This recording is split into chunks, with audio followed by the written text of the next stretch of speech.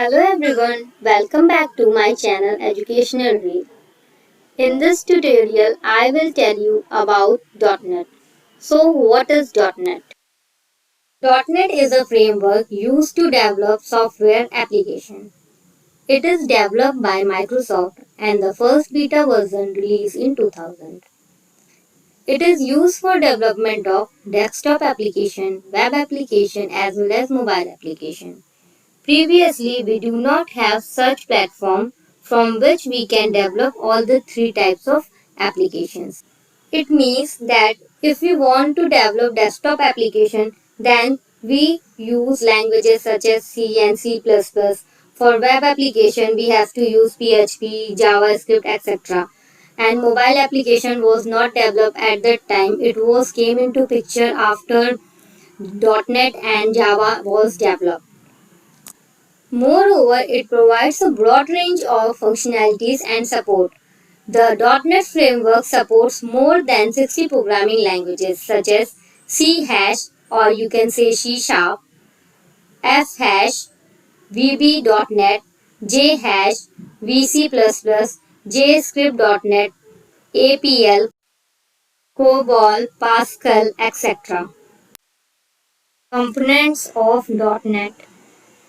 The .NET framework is composed of four main components. First one is CLR, Common Language Runtime. Second one is FCL, Framework Class Library. Third is core languages such as WinForms, ASP.NET and ADO.NET. And last came other modules that are WCF, WPF, WF, card space, LINQ, entity framework, parallel LINQ, task parallel library, etc.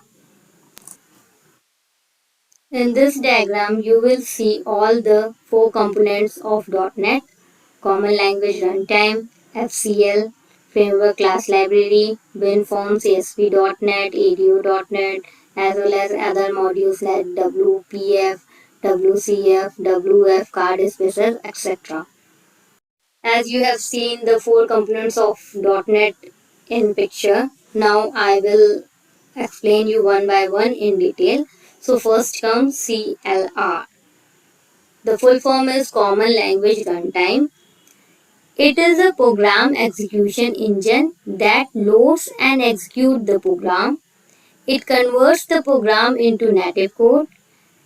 It acts as an interface between the framework and operating system. It does exception handling, memory management, and garbage collection. Moreover, it provides security, type safety, interoperability, and portability. Now, with the help of diagram, I will explain you what is CLR. In this diagram, you will see there is source code. Source code means the languages which you are using like C Sharp, VB.NET or any other language you can choose, and these languages is converted into bytecode with the help of compilers. If you are using C Sharp, it will use C Sharp compiler. If you are using VB.NET, it will use VB.NET compiler. And with the help of compiler, the source code is converted into bytecode, MSIL code that is, and after bytecode, it get converted into native code with the help of CLR. CLR uses GIT. What is GIT? GIT is just in time, and I will explain GIT in detail in my next video, which will be totally on CLR. This video is on .NET, so I am not explaining detail of GIT. So the base information is this: the source code is converted into native code with the help of CLR. Now the time frame from source code converted into bytecode is called compilation time, and the time taken from bytecode to native code is runtime. FCL. The full form of FCL is Framework Class Library. It is a standard library that is a collection of thousands of classes and used to build an application. The BCL base class library is the core of the HCL and provides basic functionalities. In this diagram, you will find base class libraries like system libraries contains collections IO. If you are a newcomer, don't worry, I will explain you how to use it in my further videos. And if you are already doing code, you will already know what is system.collection, system.io. Next comes system.data, how to connect with database.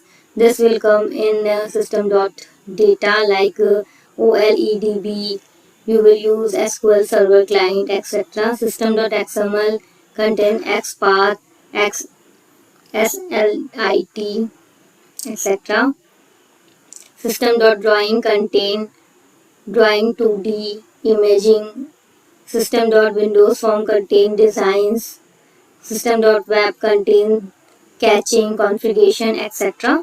So these are the base class libraries. Now third component of .NET framework, that is core languages. Under core languages first come WinForms. What is Windows Form? Windows Forms is a free and open source graphical class library included as a part of Microsoft .NET. It provides us a platform to write client application for desktop, laptop and tablet PCs. Under core languages, second come ASP.NET. ASP.NET is a web framework designed and developed by Microsoft. It is used to develop website, web application and web services. It provides a fantastic integration of HTML, CSS and JavaScript. It was first released in January 2002. Third, under core languages come ADO.NET. ADO.NET is a module of .NET framework which is used to establish a connection between application and data sources. Data sources can be such as SQL Server and XML. ADO.NET consists of classes that can be used to connect, retrieve, insert and delete data. Now coming to last component of .NET, that is other module. First come WPF. The full form is Windows Presentation Foundation. WPF is a free and open source graphical subsystem. It is similar to WinForms as I have discussed earlier. Originally developed by Microsoft for rendering user interfaces in Windows-based applications. WPF, previously known as Avalon, was initially released as part of .NET Framework 3.0 in 2006.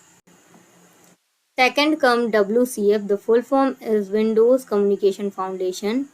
The WCF, previously known as Indigo, is a free open source runtime and a set of APIs in the .NET Framework for building connected, service-oriented applications. Third come WF, that is Workflow Foundation. Windows Workflow Foundation is a Microsoft technology that provides an API, an in-process workflow engine, and a rehostable designed to implement long-running processes as workflows within .NET applications. Fourth, card space.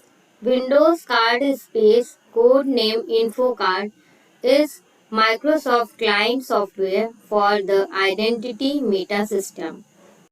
Fifth come LINQ. LINQ full form is Language Integrated Query. It is a query language introduced in .NET 3.5 framework. It is used to make the query for data sources with C# or Visual Basic programming languages. 6 is Entity Framework. It is an ORM based open source framework which is used to work with a database using .NET Object. It eliminates a lot of developers' effort to handle the database. It is a Microsoft recommended technology to deal with the database. Parallel LINQ. Parallel LINQ or PLINQ is a parallel implementation of the language's integrated query pattern. PLINQ implements the full set of LINQ standard query operators as extension method for the system.link namespace and has additional operators for parallel operation. PLINQ combines the simplicity and readability of LINQ syntax with the power of parallel programming. Apart from all the features and libraries which we have discussed, .NET includes other APIs and model to improve and enhance the .NET framework. In 2015, Task Parallel and Task Parallel libraries were added. In, in .NET 4.5, a task-based asynchronous model was also added. Now coming to advantages and disadvantages of .NET. Advantages of .NET. First one is object oriented. One of the best things about .NET is that it is based on object oriented programming.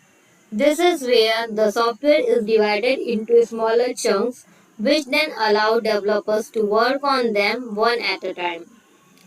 Once the work on one part is done, they can be moved on to the next. When all the small pieces are completed, they can then be combined and managed more effectively. Second, great caching system. The simplicity of the caching system of .NET make it reliable and easy to temporarily store data. What's more, it allows for the cache implementation to be customized, so developer can improve performance and scale as needed. Caching, what does caching mean? I will explain you here. Caching enables you to store data in memory for rapid access. When the data is accessed again, application can get the data from the cache instead of retrieving it from the original source. This can improve performance and scalability. Third, easy maintenance. Pages with .NET are extremely simple to write and maintain. This is because the source code and HTML are both together. In addition to that, the source code executes on the server. What does this mean? This makes your web pages more powerful and flexible. Fourth one is time saving. Time is money and .NET helps you save a lot of that. The way it is developed, .NET removes a large part of the coding requirement. This means that the developers save time and the app's time to market can be shortened. Fifth, simplicity. Performing common tasks with .NET is extremely simple and straightforward. Submission of forms is a breach and so is site configuration, deployment, and client authentication. 6. Feature reach. There are a range of features that can be explored by the developer in order to create powerful apps. Consider the case of its rich toolbox as also the designer in the Visual Studio. They let you access such features as automatic deployment, editing, and drag and drop controls. 7. Consistency. The management and monitoring of all the processes is performed by the framework. If one of the processes is dead, a new process can be created just as easily. This lets your app be consistently available for handling requests. 8. Monitoring. Finally, .NET also stands for its automatic monitoring. It will promptly notice any problem like infinity loop, memory leak, etc. Not just this, it will also destroy this activity automatically and restart itself. Disadvantages. First, object relational support issue. It is found to be limited at times because such support is generally available with Entity Framework only. Second, slower than native code. Managed code that you run with .NET can be slower than native code. Third, vendor locking. The framework involves vendor locking. This can mean that future development will be only dependent on Microsoft. Last one, expensive. In some cases, migration of apps to .NET can turn out to be expensive. Hope this video will help you. I will come with new video in next tutorial. Thank you for watching the video. Have a nice day. Bye.